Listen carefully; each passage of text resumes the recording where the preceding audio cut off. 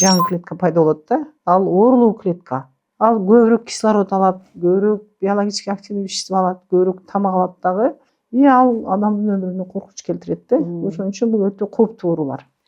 300 киши жыл сайын жаңыдан лейкоз менен ооруйт. Мурда тез эле 3 күндө айыгып калса, мында там 10 күндө деле айыкпай. Жеңил жагыбыз диагностика оор эмес. Чоңоюп кеткен көкпөрдү эч албаш керек. Өтө акылдуу да организмчи. Мындай туура эмес эч бир функция жок. Медицинанын ичинде уже политика жок да. Азыр эми химиотерапия отходит. Наука 80%ке чейин химиотерапиянын жоктугуна жетишти. Таргетный терапия дегенди өнүгүп баратат да. Главное ден соолук подкастына кош келдиңиз, урматтуу биздин көрүүчү. Бул каналдан кетпеңиз, өчүрбөңүз. Анткени сиз өзүңүз үчүн, жакындарыңыз үчүн ден соолук маалыматын аласыз. Эгерде маалымат алсаңыз, анда сиз көп ооруларды алдын алууга мүмкүнчүлүгүңүз болот. Андан тышкары ушул алган маалыматты жакындарыңыз менен бөлүшүңүз, комментарийлерди жазыңыз. Эгерде ушуларды жазсаңыз, мүмкүн сиздин жакындарыңызга пайдасы тиет, соопчулук болот. Ошондой эле бирөөнүн өмүрүн сактап калууга мүмкүнчүлүк болот. Бул каналдын алып баруучу мен, атым Жыпар Керималиева, кесибим менен врачмын, Авиценна клиникасынын негиздөөчүсүмүн, ушул каналдын негиздөөчүсүмүн. Менден азыр сурап калышат, эмнеге ушул каналды негиздедиң деп. Менин жообум мындай. Мен көп жыл бою ушул врач болуп иштеп келатып, именно ушу биздин туугандар өтө өтүшүп, кыйналып врачка кайрылышат. Анан мен ойлодум, бунун негизги себеби ушул оорулар жөнүндө, деги эле ден соолук жөнүндө маалыматы жоктугунан депчи. Ошон үчүн биз ушул каналды ачтык. Биздин өлкөбүздүн эң жакшы деген врачтарын, эң кыйын деген врачтарын чакырып, сиздерге бекер ушу маалыматты сунуштайбыз. Ушуну окуңуздар, көрүңүздөр. Бүгүн дагы адаттагыдай эле өлкөбүздүн эң мыкты деген врачтарынын бири Шербет Колдошевна биздин коногубуз. Шербет Колдошевна, сиз бүгүн баягы жумушуңуздун көптүгүнө карабай, мына эртең командировкага кетем деп атасыз, ошого карабай келип, ушул жерде ушу маалымат айтып берем деп келгениңиз үчүн терең ыраазычылык билдирем. Биздин салт болуп калды Шербет Колдошевна. Биринчи иретте ушу сиз кимсиз, өзүңүз жөнүндө каерде иштейсиз, кантип ушул гематология бөлүмүнө туш келдиңиз, канча жылдан бери иштейсиз? Ушуну айтып берсеңиз. Саламатсыздарбы? Жыпар эже, чакырганыңызга рахмат. Ошол сизден дайым эле неординарный бир баштоолорду күтөбүз. Бул дагы ошондой жакшы, кандай десем, сиздин эми багыт, аябай туура, колдойм. Мен Жусупова Шербет Колдошевна, ошондо 25 жылдан бери специальностьм гематолог. Азыркы учурда улуттук онкология жана гематология борборундагы онкогематология бөлүм башчысы болуп иштеп атам. Ошондо мен өзүмдүн специальностьтим, өзүмдүн организациям ошол институтту бүтүп, ошол интернатураны бүткөндөн бери эле гематологмун, бирок бир организация жабылып, бир организация ачылып, вот ошентип эле мындай организациянын аты эле өзгөрдү. Бирок мен ошол кайсы контингент оорулуулар менен иштесем, ошону мен өмүр бою иштеп жүрөм. Анда ушу канча жыл болду дедиңиз? 25 жыл болду. 25 жыл болду. 25 жыл аябай көп окуучуларды даярдадыңыз, көптөгөн оорулууларды айыктырдыңыз, көп жол өтүлүптүр. Шербет Колдошевна, ушул бүгүн биз сүйлөшкөндө эми гематологияда оорунун түрлөрү көп эмеспи? Онкогематология боюнча баяндама айтып берем деп ушу сүйлөштүк элек сиз мененчи. Ушу онкогематология деген эмне? Деги эле эмне үчүн ушул оорулар өтө мындай актуалдуу ошол жөнүндө?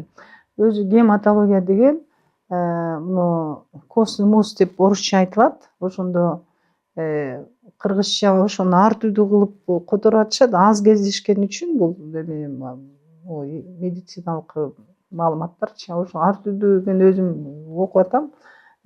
Костный мозг дегенди ар түрдүү которуп атышат да.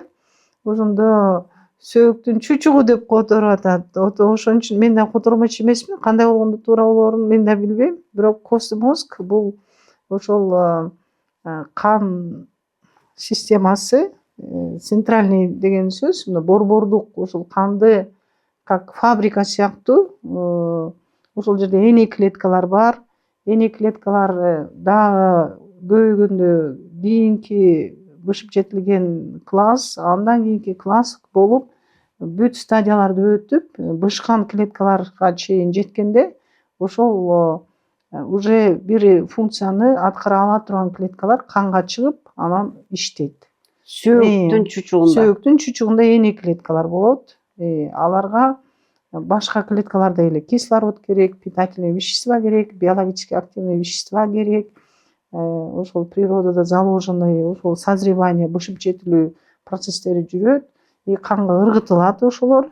Ар бир клетка, биз мисалы үйдө төрөлдүк, анан садик, анан школа, анан институт, анан все иштегени жумушка келдик дегендей, алар дагы канга чыгат. Биз мына специалистпиз, иштейбиз деп. Ар бир клетканын ошо 8 түрдүү клетка чыгат канга. Өзүнүн апоптоз деген бар, мындай программа. Биз деле мисалы 200 жыл жашабайбыз, анан же 300 жыл жашабайбыз, определенный бир неме жылдар жашайбыз, программа бар да. Ошондой эле ар бир клетканын өзүнүн программасы бар. Мынча күн же мынча ай жашайт, да? Ар бир мынча минутада же саатта же күндө же жылда бөлүнөт дегендей да.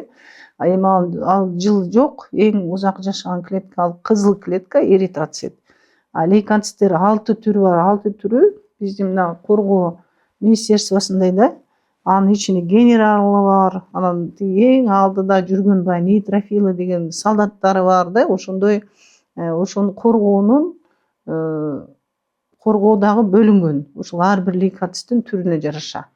Канды уюта турган, кандын баягы кан тамырынын стенкасына тамак да болуп берет. Ангиотрофика деген сөз, мындай как өзүнүн ичиндеги содержимоенин баарын изливать этип эндотелийге, аны солкулдак күчтүү кылып кармайт бир жагынан. А бир жагынан ошол эле кан тамырына капиллярдан баштап эң чоң мындай калибри чоң болгон сосудтарга чейин мисалы повреждение болушу мүмкүн да. Мындай эң кичинекей травма болот, чоң травмалар болот, операция кылып хирургдар кесет, ошонун бүт баарын калыбына, кан тамырдын бүтүндүгүн калыбына келтирип турганга жооп берген бул тромбоциты деген клетка да. Ошентип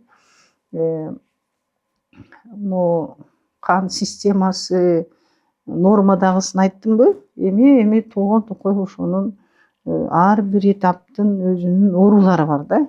Онкогематология деген ошол кайсы жерде, кайсы тканьда, системада бөлүнүүсү клетканын көп болгон жерде онкологиялык оорулар көп болгондугу анык да. Аны илим далилдеген. Ошондо онкогематология деген сөз клоналдык оорулар. Клон деген сөз бир клетканын бөлүнүү процессинде ошол природанын ошибкасы болуп, баягы митоз деген процесс убагында баягы хромосомный аппараттагы удвоение болгон мезгилде туура эмес хромосомный набор болуп жаңы клетка пайда болот да. Ал оорулуу клетка. Хромосоманын түзүлүшүндө анын мутация деген туура эмес хромосомдук набор пайда болот да. Бирок ал башка клеткаларга окшоп эле кислородду алып, бөлүнүүгө жөндөмү болот. Нормадагы клеткалардан тез бөлүнүп, ошол параллельное клональное кроветворение пайда болот да. Ал клетканын тукуму нормадагы клетканын тукуму. Ал бул клеткада баягы природанын өзүнүн закондорунан чыгып эле тез бөлүнгөн үчүн ал көбүрөөк кислород алат, көбүрөөк биологически активный вещество алат, көбүрөөк тамак алат дагы. Нормадагы клетканын санын азайта баштайт да. И ал процесс токтобойт. Если медицина, наука киришпесе, адамдын ичинде ошол процесс башталды. И ошол 8 түрлүү клетка космостон чыгып, өздөрүнүн жумушун жасап, улам космос жаңылап, ал клеткалар тияктан өмүрүн жашап бүттү, жаңылап туруш керекпи? Ошол процесстердин баарын төмөндөтүү, ошол 6 клетканын тең жумушу басаңдайбы? И ал адамдын өмүрүнө коркунуч келтирет да. Ошон үчүн бул өтө кооптуу оорулар. Ошондо атап кетесизби өтө кездешкен ооруларды? Мисалы ошол лейкоз депчи. Ошол космостон пайда болгон клоналдык ооруларды баарын лейкоз деп атады. Наука классификация жыл сайын даже өзгөрүп, мындай такталып, мындай более туура аталышты бергенге илимий кызматкерлер, ошол научный сотрудники, ошолор Илимде дайыма өзгөрүү болуп атат. Болуп туруш керек, болуп атат. Акыркы мына классификация боюнча мына курч мүнөздөгү лейкоз, анан мына хронический лейкоз дегендерди өнөкөт лейкоздор деп коелу. И анан миелодисплазия экенин акыркы жылдары бул деген клоналдык оору экени такталды. Акыркы жылдары даже пароксизмальная ночная гемоглобинурия или там болезнь Маркиафава Микели деп бул мурда ойлошкондо бул жөн эле гемолиз, кызыл клетканын же белый клетканын мындай эртерээк мындай бузулушу да жок, ал дагы клоналдык экени табылды ушундай. Ошондо өтө көп кездешкен оорулардын атын атап кетсеңиз, Бул бүт бардык оорулардын арасында эң аз кездешкен деп эсептелинет. Ошон үчүн лейкоз аттуунун баары орфандык өтө сейрек кездешүүчү ооруларга кирет. Ошондо 100 000 кишиден 0,5-тен 1-ге чейин процент гана кездешет деген оорулар булар. Анда биздин өлкөдө ушул лейкоз оорусу кандайча кездешет? Статистикасы барбы сизде? Статистикасы бар. Аялдарда, эркектерде, кичине балдарда, чоң кишилерде депчи. Биздин мына калкыбыздын жалпы санынан алганда 300 киши жыл сайын жаңыдан лейкоз менен ооруйт деп. Анын ичинде мисалы регион, ошол райондун уровенинде табылып, бирок бизге жетпей калган бир карыган кишилер болушу мүмкүн.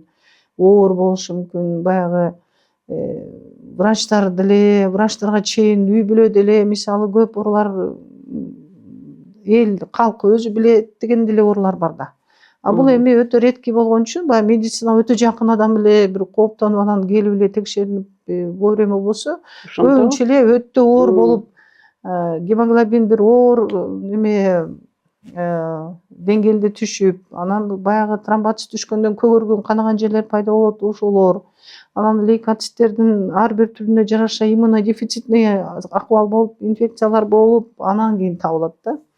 Ошондо 300 адам бир жылда 300 кишиге жаңы диагноз коюлат. Жаңы диагноз коюлат. Совет колдошуна ушул онкогематология оорусу, өзгөчө сиз айтып кеттиңиз мына лейкоз оорусу деп, ушул лейкоз оорусунун негизги себептерин айтып кетесизби? Негизги 4 группага бөлүп айтылат. Биринчиси вирустук теория, экинчиси баягы генетика деген нерсе калып атат. Ата энеден уже заложенный гендер болот деп.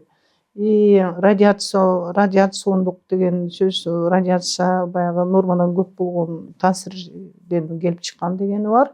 Анан химический деген сөз, баягы өтө зыяндуу химикалык заттардан таасири менен болгон деп бөлүнөт да. Эгерде чечмелеп кетсек, вирустук оорулар кайсылар кириши мүмкүн? Вирустук оорулар эң мына эл билген гепатит, вирусный гепатит С деп коет да. Ал гепатит кылат деп. Жок, ал лейкоз да кылат да. Лимфома кылышы мүмкүн. Мүмкүн башка ооруларды да алып келет, ошонун ичинде. Ооба, геном кайсы клетканын геномуна кире алса, ошол клетканы мутация кылат болуп атат да. Ал мутацияны кыла алган вирустун бүт баары онкогенный, значит, ал башка онкологиялык ооруларга караганда лейкозду тезирээк вызывать этет. Бардык вирустар. Баягы ар бир өзүнүн направлениясы боюнча бул вирус күнөөлүү деп табылып атпайбы? Ошол эле вирустар бизде да күнөөлүү. Костун мозгко дагы келип, проникать этип, Ооруну пайда генди кылышы бузуп атат. мүмкүн, Ооба, оору пайда кылып Демек атат. вирустук оорулардан Анан эми абайлап жүрүш керек. предшественник деген да бар. Мына ревматологияда эми лимфоцит ашкыча активно болуп, антителаны көп берип, иштеп көп жыл бою ревматологиялык оору болуп, анан бара лейкозго өтүшү да мүмкүн. Ал да бар. Ошол ревматологиялык оорулар дагы же Предшественник боло алат. башка бир сезгенүүлөр дагы алып келиши мүмкүн, ошол эле ревматизм алып келиши мүмкүн. Андан тышкары сиз айтып кеттиңиз, химиялык заттар, радиация деп. Радиациядан мисалы кандайча радиация болушу мүмкүн ошону? Радиация деген баягы жерди казып, кендерди алып атышпайбы? Мисалы ошол жерде иштегендер ооруп калышы мүмкүн, Ооба, ошол эле. Андай жерлер жашаганда. Ооба. Ал жерлерде эми баягы кандай чаралар колдонулат билбейм. Техника безопасности, баягы уровень радиации текшерилип, мындан ашканда деген зыян деп, аны элди коргош керек го деп ойлойм да. Ошол, значит, ушундай жерлер да бар да. Жерден бир кенди казып алып атат, аны улам текшерип туруп, анан ошол жанында иштеген адамдарды, же жөн эле жүргөн адамдарды, же ошол район, же ошол область карап туруш керек болуп атат. Бул эми өкмөттүн уровеньдеги чаралар окшойт да. Ооба. Ошого мисал келтирип кете аласызбы? Сиздин бир пациенттериңиз болду беле ушул? Болду, ошол мисалы биз өзү опросник бар да. Ата энең ооруду беле, кайсы оорулар менен, кандай онкологиялык оорулар менен ооруду эле, кайсы региондо жашайсың, или там служить эткен балдар болсо, баягы ошол неме радиация высокий болгон оружиелер, баягы ракетный войскаларда иштедиң беле деп, анын баары суралат. Ооба. Анан мисалы биз эми мындай эле ошол сиз сурап калган үчүн эле да, бир ошол медсестра ооруду, өнөкөт лейкоздун бир түрү, бирок именно радиациядан болгон лейкоздор өтө оор протекать этет, мындай оор болот дегени ал белгилүү. Ал деген ошол рентген кабинетте иштептир. Анан ошол радиоактивный веществолор эмес, ошол рентгенге эле керектүү да. Ошол радиационный фон баягы ошол чучукка чейин таасир эте турган неме веществолорду складын барып жыйнап турчу элем дейт, мындай подвалга төшүп дейт да. Вот ал эми өзү старшая сестра болуп иштептир. Ошол биздин менен ооруп, анан биз күрөштүк, өмүрүн узартып. Мүмкүн ошондон болушу деген да. Андай доказательствону эч ким айта албайт. Мүмкүн анын бир мигде пайда болот ал. Бир секундда пайда болот. Же да башкасы. Может, биз башка причинаны таба албадык, но ошондой да болгон да. Но ал өзү көбүрөөк ошону мындай айтып турду да, өзү дагы. Демек биз азыр анда ушул ооруларды кайсылар көп кездешет айтып кеттик, себептерин айтып кеттик. Анан эми болсо оорунун белгилерин айтып кетесизби? Ушул оору менен ооруганда кандай белгилер болушу мүмкүн? Костный мозг баягы сөөктүн ичинде жайгашкан үчүн сөөктөрү ооруйт деген симптом бар. Анан ошол 8 түрдүү клетка тең азаят деп атпаймынбы? Кызыл клетканын өсүшүнө баягы клональный клетка, оорулуу клетканы клон деп атам да. Оорулуу клеткалар нормадагы клетканын ар биринин өзүнүн симптому болот. Мисалы, кызыл клетка жок болдубу, киши бозурайып, алы кетип, энтигип, жүрөгү тез согуп, баягы кан аздыктын белгиси. Аны элдер эритроцит аз болсо, кан аздык деп ат коюп атат. Эми ал эритроцит аздык да өзү. Эритроциттин ичинде еще гемоглобин, ал параллельно азаят. Андан кийин баягы канды уютканга, анан кан тамырлардын тамактануусуна жооп берген тромбоцит деген клетка өзүнүн уровень деңгээли бар, норма. Анан баягы 60 деген, мисалы 170 минимум десе, 60 болгондон кийин денесинде көгөргөн жерлер мындай урунбай этпей, биз спонтанный деп коет да, урунбай этпей эле пайда болгон көгөргөндөр пайда болот да. Андан да аз болсо, 30-20 болгондо уже мурду канап, тиштерин жуса, тиштери канап, аял кишилерде месячный келип атса, анысы көп канап, дагы ичинен мисалы ашказан, ичеги, мочевой пузырь, почка, ошол канаманын ар түрү болуп түрлөрү кетиши болушу мүмкүн. мүмкүн. 6 түрдүү лейкоцит бар дедик, 6 түрдүү клетка 6 түрдүү коргойт бизди дедик. Ошого жараша инфекциялар тез боло баштайт. Мисалы ошол эле Иммунитет. грипп, мурда тез эле 3 күндө айыгып калса, мында там 10 күндө деле айыкпай, вот дары ичсе да болбой, вот ошонун баары иммунитет менен связанный инфекциялык оорулар. Демек бул симптомдор же оорунун белгилери атайын ушундай жок экен да, көп ооруларда деле ушундай Жок, болушу мүмкүн атайын да. мынтсе болот. Мисалы бездер чоңоюшу мүмкүн. Ал кроветворная система деп, канды пайда кылуу системасы костный мозг центральный, бирок андан башка көк боор частично, анан бүт бездер. Ошолор чоңоюшу мүмкүн. Потому что ошол каналдуу клеткалар костный чыгып, ошол органдарда чогулат. Лимфоузелде чогулат, көк боордо чогулат, боорго да чогулушу мүмкүн да. И ошол органдар мындай УЗИден же кол менен пальпация деп коебуз го, ошондон табылат. Бул ооруларды кантип диагностикалоо? Лаборатордук, инструменталдык, же болбосо көрүп туруп эле диагноз коесузбу? Ошо диагностика жөнүндө Диагностика ошол эми азыр мына лабораторияны сиз жакшы түшүнөсүз. Эми биз ошо стоматологко келишет, тишим ооруп атат, канап атат десе, тиштерин жулуп ийишет да стоматологдорчу. Анан же неме гинекологко барышы мүмкүн, мындай уйган болуп, аябай көп кан кетип атат десе, денесинин баарын карабай эле, ошол матка эле канап атат деши мүмкүн да. Или карыган киши болсо, там мочасы кыпкызыл болуп атса, у него предстательная железа или мочевой пузырь эле ооруп атат деп мындай системно караш керек да. И любой ооруда анализ кровини жасаган туура. Анализ кровини, ооба. Мен ошон үчүн айтып берем, давай неме башка врачтар менен сүйлөшкөндө, силер грипп болсо да анализ крови карашыңар керек. Бул инфекция, потому что. Тишке муну стоматологдор анализ кылайын дебейт го эч.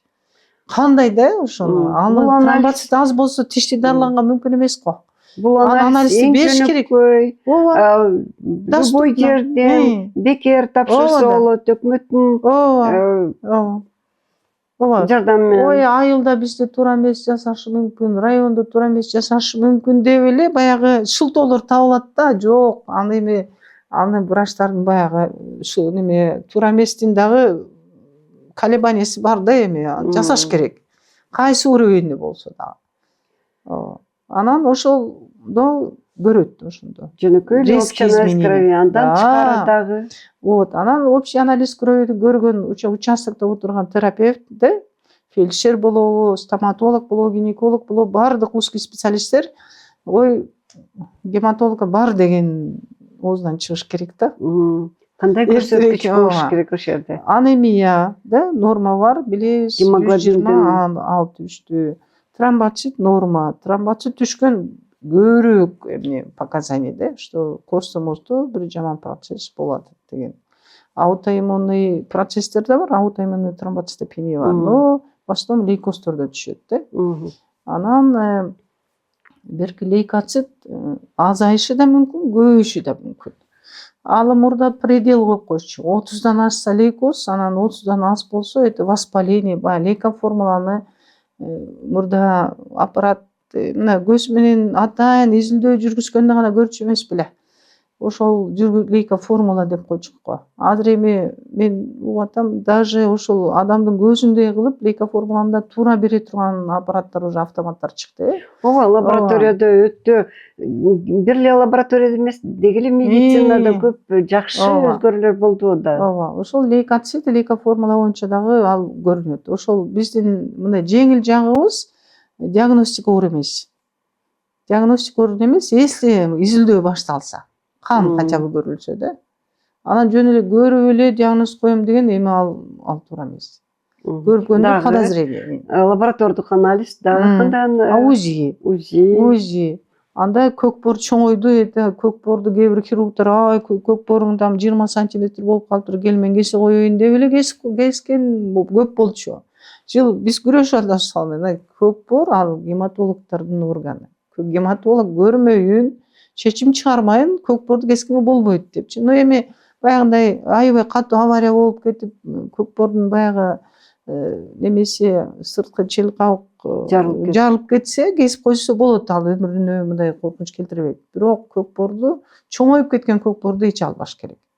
Может быть, оорулуу тиги космос, ал көкбор жардам берип атат ошого. Функциональный. Ооба. Ал чоңоюп өзүнө баягы клоналдык орууну чогултуп атат как склад. Ал мисалы көкборун алып койгондо боорго кетет ошол клетканын баары. Баягы кереги жок, оорулуу клетка. Баарын акылдуу кылып баягы түзгөндө жараткан. Өтө. Эч ашыкча эмес, Биз ошол, сиз ошону туура айттыңыз да. Өтө акылдуу да организмчи. Мындай туура эмес эч бир функция жок. Муну алып салса эчтеке болбойт. Жок, андай эмес. Ооба. Алып сала турган мен ошол хирургдарыбыз көп. Анан консервативный леченияны баары мынтип көп деле баягы мисалы жаш врачтар деле хирург болом дейт го. Эми анын азыраак мындай баш оору да. А мына консервативный лечение болгондо баягы ошол генине чейин билишиң керек да. Кайсы поломка болду? Ошол хромосоманын ичиндеги поломканын түрлөрү миңдеп болуп атпайбы? Аны кантип кандай анализ жасайсыздар? Ошол лаборатория, мына лабораторный службаны жооп берип аткандар бизге жардам бериш керек болуп атат. Общий анализ чечилди, биохимия чечилди. Андан морфология деп коет, мазокту жасап канды же космосту алып, мазок жасап, аны микроскоп менен көргөн, ал чечилген, ал жеңил эле. Андан ары иммунофенотипти да чечтик да. Баягы моноклональный антитела менен ар бир клетканы иммунологически изучать этип туруп, кайсы класстагы, кайсы уровень созревания экенин билип берет ал. Андан кийин анан ядронун ичиндеги хромосоманы изучать эткен Кыргызстанда пока ошону. Дене жүзүндө анда баягы жаңы технологиялар, ошолор жөнүндө айтып берсеңиз. Молекулярная генетика деген уровень азыркы башка наука жетишти. Биз бирок жакшы мына пункты забора деген нерселер аябай выручают нас. Ошолорго материалды берсек, анан алар логистикасын чечип алышып, өздөрү ошол центральный лабораториясы башка өлкөлөрдө отурса дагы ошол жака алып кетип жасап берип атышат. Интернет менен мен мисалы утрам кан берсем, түштөн кийин почтама заключение келген, ошондой бар, бирок эми өзүбүздө да болсо жакшы болот эле. Анда сиз мынакей азыр эми дарылоого келип калдык окшойт, кандай түрлөрү бар дарылоонун? Дарылоону ошол баягы түрүн эле айтып бер. Протокол лечения деп аябай требование бар го. Бул бизде по-настоящему протокол. Ал мисалы язваны мындай берсе болот, мындай болсо берет да, жылытка, например. А бизде аны бир да врач бузганга акысы жок. Могу дары мынча дозада, мынча саатта куясың, саат мынчада, там өтө строго да. Ошонун баарын эч жака чыкпай. Ал еще мында жакшысы, дагы бир жакшы жагы медицинада мындай, медицинанын ичинде уже политика жок да. Бүт дүйнө жүзүндөгү гематологдор эч кандай политика жок. Бул өлкөгө эле, бул ал өлкөгө деген жок. Мисалы конгресс болсо, гематолог аттуунун баары чогулуп, ошол жерде нюанстар обсуждение болуп, вот международный протокол деп чечилет, кабылданат. Демек бул ооруну Кыргызстанда кандай дарыласа, Америкада ошондой эле дарыланат экен, ооба, протокол бир, информационный голод жок. Мындай суроо бар сизге анда. Ушул химиотерапия менен онкология дегенде химиотерапияны көпчүлүк биздин көрүүчүлөр да сурашы мүмкүн. Химиотерапия менен иммунотерапиянын айырмасы кандай? Анда мынтип түшүндүрүш керек элгечи.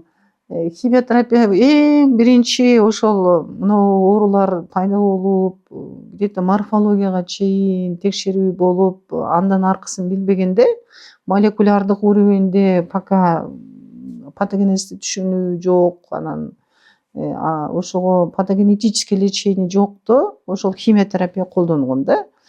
Азыр эми химиотерапия отходит. Наука 80%ке чейин химиотерапиянын жоктугуна жетишти. Мисалы өнүккөн өлкөлөрдө. И ошол таргетный терапия дегенди өнүгүп баратат да. Таргет деген максаттуу. Мисалы ошол бир лейкоцтогу бир клетка, бунун мисалы транслокация 922 табылды. 9 хромосома мен 22 хромосомдун ортосунда мындан үзүлүп мага жармашып жаңы генотип болуп, ошол клетка выжила и миллиарддаган эме жашап атат. И ошол клетка бөлүнүш керекпи? Но ал баягы ошол физиологияны билип өзүнүн.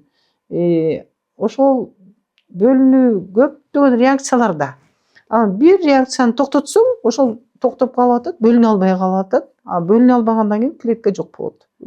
А тиги умная таблетка күндө доза бирок канда болуш керек, чтоб он контролировал. Если вдруг где-то ошол клетка дагы бар болуп бөлүнөйүн десе, бөлүндүрбөй карап туруш керек. Сиз айттыңыз өнүккөн өлкөлөрдө деп. Сизде кандай дарылоонда? Бизде эми баягы финансированиядан зависящий нерселер бар, да?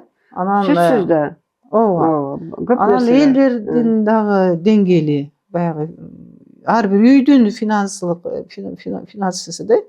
Мисалы кээ бир семьялар мисалга кымбаттары, мисалы жактва положительный первичный миелофиброз десек, ал өтө кымбат болчу. Руксолитинип деген таргет. Орточо эсеп менен канча турат ошол дарылар? Ошону айтып Эң биринчи Европа или Америка разрабатывайт, эң күчтүү фарм заводдор ошол өлкөлөрдө да. Орточо эсеп менен Анан канча алар болот? баягы $2000 бир упаковка деп ат койгон, эме баа койгон да.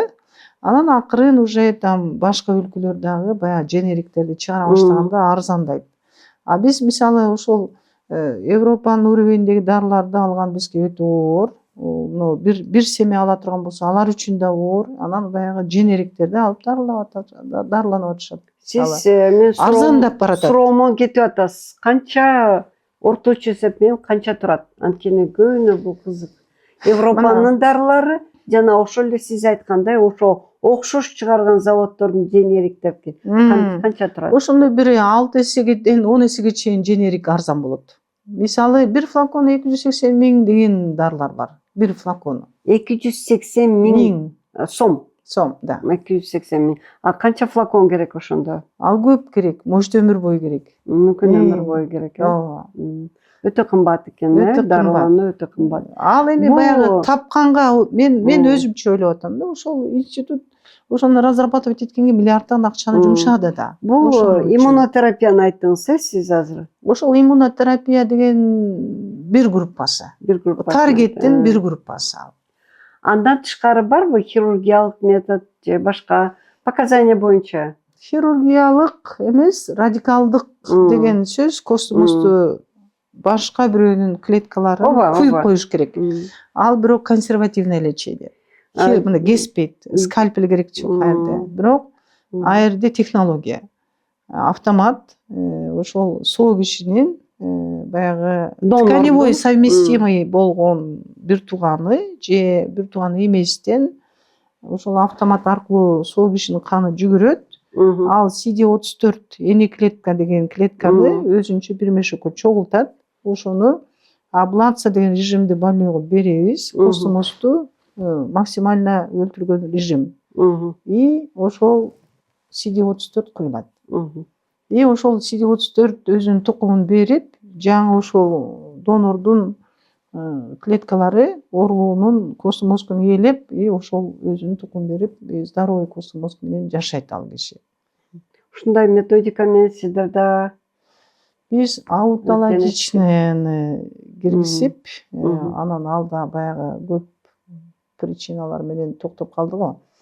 Ал биз бул центр гематология жабылып, анан онкология көчтүк. Азыркы министрибизге рахмат. Ал центр пересадки костного мозга, центр трансплантация органов деп кечээ капсула кылып ачты го. И там ал ошо сөздү эми мен аябай жакшы улабит этип атам. Башкалар кандай реакция кылып атат? Аерде пересадка печени, почек, анан костного мозга деп айтып атпайбы? Ошондо ошол жерге, ошол бөлүм эми иштеп башташ керек да. Жакшы. Демек, ошо дарылоо жөнүндө айтып бердиңиз. Эми алдын алуу биздин каналыбыздын негизги максаты ооруну алдын алуу. Врачка оорубай келип, алдын алууга келиш үчүн. Ошон үчүн кандайча болгондо ушу биздин мына көрүүчүлөр сизди да көрүп атышат. ушул ооруларды кандайча алдын алуу болсо ошо Причинасы биз вирустар дедик да, кээ бир микробдор тоже да. Значит, таза болуш керек. Вирус кантип жугат? Ол контакттан жугат. Ошону өтө таза болуш керек. Иммунитетти көбөйтүш керек. Жок, ошол сөз туура эмес болуп калат. Иммунитетти эч ким көбөйтө албайт. Так, вирустук Мына ооруларды вирусту жугузбаш керек. Таза болуш керек деп атам да. Анан радиация, анда өкмөт кичине гарантия берсин. Ошо уровень радиацияны өлчөсүн, радиациядан превышать эткен райондорго, жумушта, Бул экинчи эмес, ал экинчи группа. Радиационный фон дайым текшерилип туруш керек. Анан үчүнчү генетика менен эчтеке кыла албайбыз. Кечирим сурайм. Мына радиационный фонду текшерип туруш керек деп атасыз. Кадимки адамдар, биздин көрүүчүлөр радиационный фонду кантип текшеришет? Ошо барбы? Информация болуш керек. Азыр элдер грамотный да. Азыр радиация мына ар бир региондо же бир жерде мындай бир жумуш башталса, кен казуу. Алар элдер биз зыян тартабыз деп туура айтып атышат ошолор. Анда ошонун бүт комиссия болобу, мен ал ошол политика жагынан начармын да.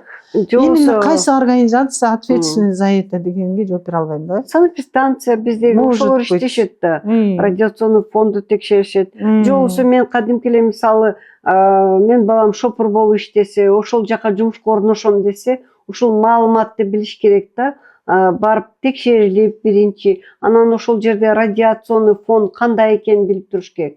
Мисалы мен быйыл Менкуш айылына бардым, ошо Менкуш айылында негизги көчөдө прям чоң кылып мындай электронный табло кылып коюптур да, радиационный фондун эмеси жазылып турат, бакырайыпчы жазылып турат. Мен ойлойм ошо ар бир жана кен комбинатындабы же болбосо жанагы хвостохранилищаларда ошондой иш-чаралар жүзүлүп атат деп надеяться этебиз. Анткени биздин өзүбүздүн эле биздин коллегаларыбыз санэпидемиологдор, радиологдор ошол жерлерде иштейт депчи. Бирок баягы орусча сөз бар го, башка бирөөгө на Бога надейся, сам не оплошай дегенде, өзүң тың болушуң керек. Ошол жерде эрежелердин баарын тең сактоо керек. Кадимки кийим, ошол кандай кийим кийиш керек. Мына сиз айтып кетпедиңизби жана техника безопасности. Ошо техника безопасности сөзсүз колдонуш керек. Атайын кийимдерди кийиш керек. Эчтеке болбойт, бул көрүнбөйт дебей. Кандай эреже болсо ошол эрежеден тышкары чыкпаш керек. Мисалы чет өлкөлөргө барып аябай көп иштеп атышпайбы? Мына биздин жаш балдар ошо Россияда башка өлкөлөргө барып иштеп атышат. Мен ошо балдар ооруп келгенде ошонун баарын сурайбыз да, кайсы жерде иштедиң, кантип турдуң, эмне зыяндуу бар эле. Мисалы сварка деген жумуш бар эмеспи? Анын мындай бүт кийинип туруп анан иштеш керек да, ал 3000 градуска. Ошону дагы кээде кийет элем, кээде кийбейт элем деп айтышат да. Так нельзя. Техника безопасности деген ал өзүңүн өмүрүң сактап атасың да. Ошолорду да сакташ керек. Орну алдын алуу боюнча сиз ушул көрөрмандарга өзүңүз бир айта турган сөзүңүздү айтып кетсеңиз сонун болот эле. Шербет Колдошовна. Ошол чакырык катары. Мени тазалыкка чакырам. Мындай тазалык дегенде жөн эле колду жууп, бетти жууп эмес. Мисалы кандай жерде жүрөсүң, кимдер менен жүрөсүң да. Мисалы өтө жакындай бергенде керек жок. Баягы күнү бир депутат айтты, анда көрүшпөй эле коелу депчи. Мен ошого да макулмун да. Шербет Колдошовна, биз сиз менен баягы совет дорундагы совет ошол убакта окуп, ошол убакта иштеп калбадыкпы, ошол кездин тартибин алып калдык. Эсиңизде ошол кезде эч качан мынтип бетибизди тийгизип, өшүп учурашчу эмеспиз? Ошондой беле? Ошондой болчу. Сиз эсиңизде жокпу? Мен эсимде ошол. Бул адат өсө балдарды жок андай жок. Слизистая оболочка андай контакт болмош керек. Эсимде ошол мынандай жакын мынтип учурашчу эмес. Ал кездечи кол беришчү, бирок саламатсызбы деп эле сонун кыргыз тилинде болчу. Мына бет тийишип, башын тийгизип, бул кийин Европа өлкөлөрүнөн келишти. Берки половой контактты деле айтып кетели, бул медицина эч кандай уяты жок. Мисалы ал статистика бар. Мисалы мынча партнеру бар кишиде мынча вирус бар, мынча партнер болсо мынча вирус бар деп ал изучать этилген уже. Анан ошол вирустун жарымы онкогенный. Мисалы бизде аял ооруса, эркеги да ооруп, экөө тең бир диагноз болгондор бар. Даже артисттердин арасында бар. Анан эң кызыктуу, видите, сиз азыр айтып кетпедиңизби, таза болуш керек деп. таза болуш керек. Мен ушу мындан бир 10 жыл мурда биздин Памирлик кыргыздарга барганбыз, жардам көрсөтүүчү. Чоң Памирге, кичине Памирге алар учурашканда биз саламатсызбы дейбиз го, биздин жакшы сөзүбүз. Алар болсо нукура кыргыздар жашайт ал жерде, баягы аралашмасы жок. Тазасызбы деп учурашат экен, таң калыштуусу. Сиз азыр таза болуш керек деген мен айтып атам. Тазасызбы деп учурашат экен. Мен ушундай сөзгө ушундай таң калдым да. Аябай сонун сөз. Жаш кыздарды, балдарды аябай тарбиялаш керек болуп атат. Мисалы азыр вакцинация кылалы, тиги вирусту кийин замыш чыкканда жукса, ал ооруп калбаш үчүн десе, аны дагы ар түрдүү болду, бирок эми ал туура нерсе, науканын жетишкендиги болуп атпайбы? Илгери мисалы Америкада баягы жөн жаныбарлардан да вирус чыгып, анан жаман оорулар пайда болгон деп, анан ВИЧ пайда болду, ошентип азыр эми баягы биздин мына мусулманствода таза болуш керек, мына турмушка чыктыңбы, ошол менен жашаш керек дегендей, ал азыр эми наукадагы андан мусулманстводан да бийик кылып айтат да. Таптаза болуш керек ошол. Вирусту таратпаш керек деген. Көп бир суроолорду айтып кеттик. Дарылоону, оорубас, кандайча ооруганда кантип дарыланыш керек деп, себептерин, кантип алдын алуу боюнча да сиз айтып бердиңиз. Эми болсо өзүңүздүн тажрыйбаңызда өтө кызыктуу, же болбосо өтө бир кандай десем, биздин көрөрмандарга кызыктуу боло турган окуяны айтып бере аласызбы?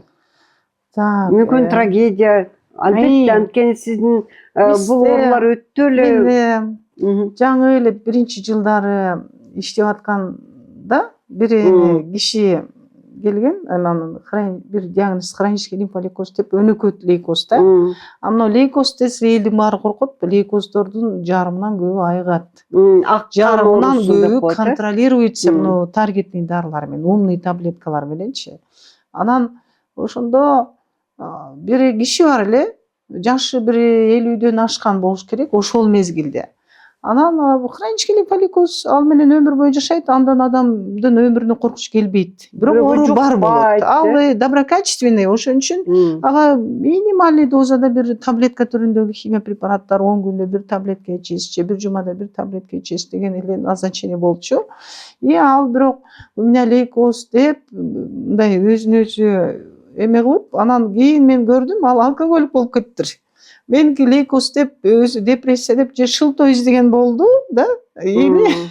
Аны биз түшүндүрүп эле аттык. Жок, ал сиздики шылтоо деп. Вот ошондойлор да болот да. Ал берки ошол алкоголизм доводить этти анычы. Дагы бир причина, неме ошондой эле неме күлкүлүү нерсе, бир жаңы дары чыкты, таргет пайда болду дедим го, кийинки акыркы 20 жылдын ичинде. Бир киши бир неме өкмөт башы экен. Анан жаңы дары чыкты, бирок мына бизде эмес, аркы больницага барып алышыңыз керек десе, мен барбайм. Мен ал жаман больница деп эле, мындай жөн эле, мындай элдин уровеньиндеги эле сөз, аты жаман депчи. Онкология десе, ал мен маяка барбайм деп атып эле ошол кетип калган да. Видите, там ошол жылдан бери мына бир канча киши здоровый. Анан дагы бир киши болду, көкпөрү чоңойгон, кызыл клетка жок, анемия, тромбоз жок, көгөргөн канаган, иммунитет жок, улам ооруган, анан аны биз миелодиспастический синдром деп койдук. Ошол убакта да мен эң самый младшийлерге кирчүмүн ошондо. Анан менден улуу тажрыйбалуу врачтар болчу. Ал уровень илимдин деңгээлин айтып атам да, ошо 20 жыл мурун. Анан ал киши чоң эле кызматта иштечү. Анан бүт туугандары акча чогултуп, Германияга анда пересадка после мозгадан башка эчтеке жардам бербейт сага депчи. $150.000 карыз кылып чогулттум дейт өзү. Анан ошо Германияга барса, баягы молекулярный генетический боюнча кыйналып атабыз дебедимби? Алар баягы космосту алып, баягы молекулярный генетика баягы поломканы издеп, анан ошол изилдөө жүргүзгөндөн кийин ал башка бир волосатоклеточный лейкоз дегенди коюп, анан 5 күн бир дарыны куюп, анан тиги өздөрү выхаживать этсин деп, баягы неме дары куйгандан кийин лейкоциту азайып, баягы дагы леченияны бир ай караш керек. Ошондон кийин бир 7-8 жыл он был здоровым, эч ким эчтеке ооруп тапкан жок. Видите, там науканын жетишкендиги. Ага чейин бул диагнозду мындай ошол молекулярный генетикасыз башка эле диагноз коюлуп калышы мүмкүн эле да. И он до сих пор чоң кызматтарда иштейт. И первое лицолор болупчу. Видите, там науканын кандай өнүгүп атат. Ошого надежда болуш керек элде. Мен баарын айтып атам. Наука, мына мисалы бүгүн мен билбей отурсам, аякта бирөө уже что-то разработал. Жакшы. Жакшы. Бул жерден эми Шербет Колдошунанын айтып бергендеринин баарын чогултуп жыйынтык кылганда, ошондо дайыр жолу айтып кетким келет. Биздин көрүүчүлөргө деги эле онкологиялык оорулар, ошонун ичинде ушул гематологиянын онкологиялык оорулары азыркы күндө медицинанын жардамы менен көпчүлүгү айыгат. Дарылар бар азыр. Ошон үчүн эртерээк кайрылыш керек. Любой ооруда эрте кайрылыш керек. Ошондо жеңил болот, арзан болот. Деги эле онкология, же лейкоз дегенден коркпош керек. Өзгөчө лейкоз оорусу мына кичинекей балдарда азыр баары тең айыгып кетет. Курч түрдөгү айыгып кетет. Ошон үчүн эң биринчи ирет мына биздин дагы подкастыбыздын аты «Главное ден соолук». Главное ден соолук деп айттык. Ошону унутпайлы. Тойго барганда эле главное ден соолук деп айтпай, ар дайым, ар күнү ден соолугум меники биринчи байлык ден соолук, ушу чынында эле ушу ден соолукка көңүл буруп, ошого баягы көңүл эле бурбай, керек болсо акча каражатын да бөлүп, анткени ден соолук бул эң биринчи байлык. Ден соолук жок болсо, капаска түшкөн куштай болуп, кор болуп калат адам деген. Эчтеке кереги жок болуп калат. Бирөө орус тилинде айткандай, ден соолук бар эмес, бирок ден соолук жок болсо, баары тең эчтеке болбой калат дегендей, ден соолукту сыйлап, ошону ардактайлы. Шербет Колдошуна, сиз бүгүн жакшы айтып бердиңиз ушул онкогематология боюнча. Сизге чоң рахмат келгениңизге, ишиңизге ийгилик каалайм. Анан кийин мына сиздин айтып бергенден кийин көпчүлүгү билет. Бул ооруларды эч жака Турцияга, Европага барбай эле өзүбүздөн дарыланса болот. Ооба, сиз айтып кеткендей кээ бир баягы технологиялар мүмкүн жетишсиздир, бирок өзүңүз айткандай, бул жерден анализ алып, башка жерден текшерсе болот. Мүмкүн эмес баарын тең бир жерде жасоо. Баары баягы жаңачылуулар болуп атат. Ар дайым ошо интернеттин жардамы менен баары силер ошону баягы маалыматыңар бар да. 25 жылдан бери иштеп жүрөсүз. Сизге ишиңизге ийгилик каалайм дайыр жолу. Эң биринчи иретте өзүңүзгө, сиздин жакындарыңызга чың ден соолук каалайбыз. Урматтуу көрүүчүлөр, ошо Шербет Колдошунан каерде иштегени боюнча ошол жерде шилтеме болот, телефондору болот, аты жөнү жазылат, кайсы жерде иштегени жазылат. Ошондой эле мен жөнүндө маалымат алгыңыздар келсе, менин дагы социалдык баракчамдын шилтемеси болот. Рахмат.